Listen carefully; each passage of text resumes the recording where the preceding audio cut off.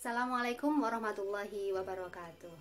Hi, today I'd like to explain about conditionals followed by command or suggestion.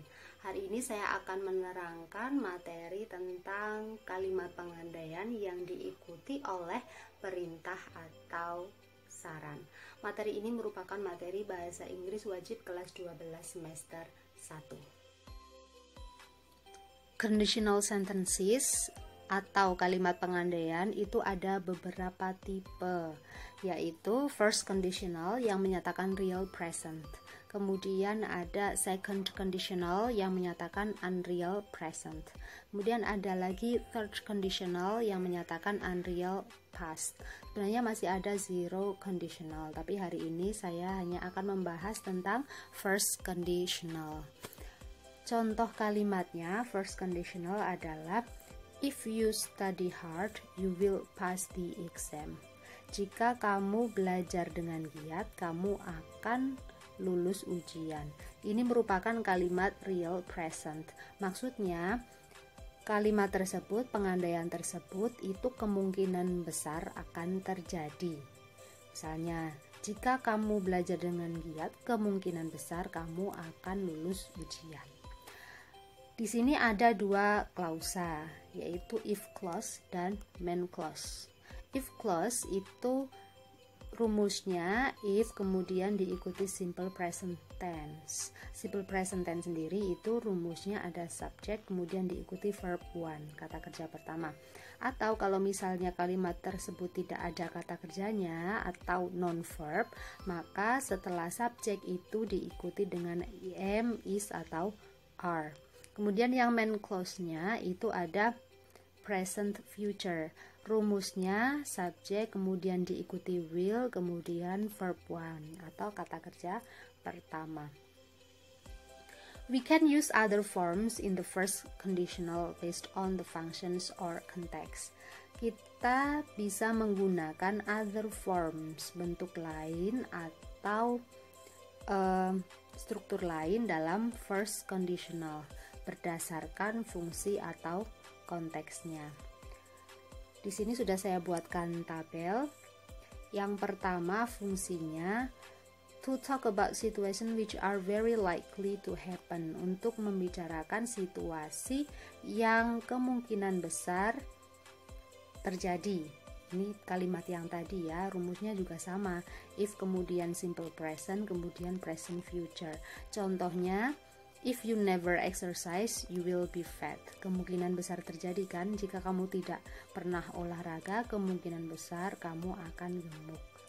Rumusnya simple present tense, di sini ada subject, kemudian never exercise, ini verb one.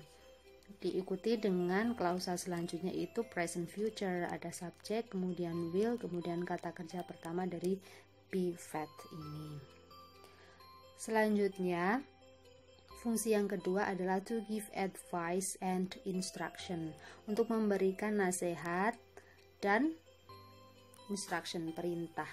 Contohnya, if you are hungry, eat these cakes. Jika kamu lapar, makanlah kue-kue ini. Nah, di sini ada makanlah kue-kue ini. Ini merupakan instruction. Rumusnya if kemudian simple present. If simple present, di sini ada subject. Nah, ini non verb. Hungry itu non verb. Makanya depannya setelah subject itu pakainya to be, yaitu are. Kemudian diikuti klausa yang selanjutnya itu adalah imperative sentence. Imperative sentence itu kalimat perintah, di mana kalimat perintah itu diawali dengan kata kerja pertama. Eat, ini merupakan kata kerja pertama, mengartikannya makanlah. Nah, ini yang menyebabkan kalimat ini menjadi instruction. Selanjutnya, fungsi yang ketiga adalah to suggest something which is unlikely to happen, untuk menyarankan sesuatu yang kemungkinan besar tidak terjadi. Contohnya, if you should go to Andy's house, tell him to return my book.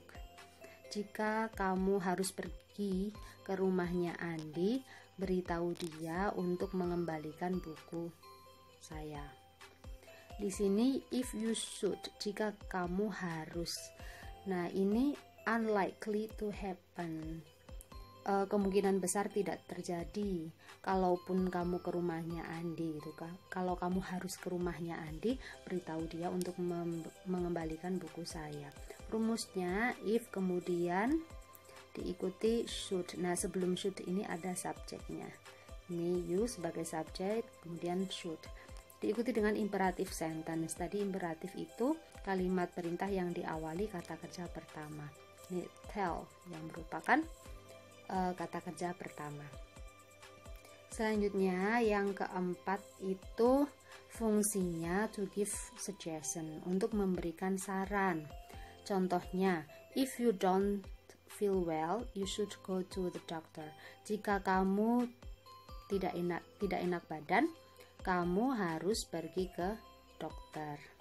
Nah, ini merupakan saran. Kalau tidak enak badan ya pergi ke dokter. Tuh. Rumusnya ada if diikuti simple present. Simple present ini don't feel, kebetulan itu simple present yang bentuknya negatif. Kemudian should. Nah, sebelum should ini biasa ada subjeknya dulu. Ini subjek, kemudian should. Next, ada fungsi yang kelima, yaitu to talk about the result of a situation which is just a possibility. Untuk membicarakan tentang hasil dari situasi yang itu hanya kemungkinan saja. Situasinya apa? Di sini contohnya, if we go to the museum, we may not bring the camera.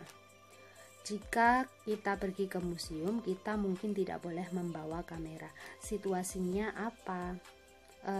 Situasinya kita pergi ke museum, kemudian hasilnya itu kita tidak boleh membawa kamera, tapi hasilnya itu hanya kemungkinan saja, karena seperti yang kita tahu itu biasanya ada museum yang tidak memperbolehkan kita untuk mengambil foto, jadi kita mungkin tidak membawa kamera. Itu rumusnya, if kemudian diikuti simple present, ada subjek, kemudian kata kerja pertama, subjeknya we, kata kerja pertamanya go, diikuti may. Ini klausa setelahnya itu may.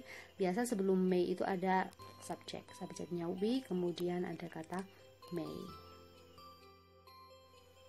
Itu tadi penjelasan saya mengenai conditionals followed by comment or suggestion. Kalau ada yang kurang jelas dan mau ditanyakan, silahkan tulis di kolom komentar. Cukup sekian untuk hari ini. Thanks for watching and see you. Assalamualaikum warahmatullahi wabarakatuh.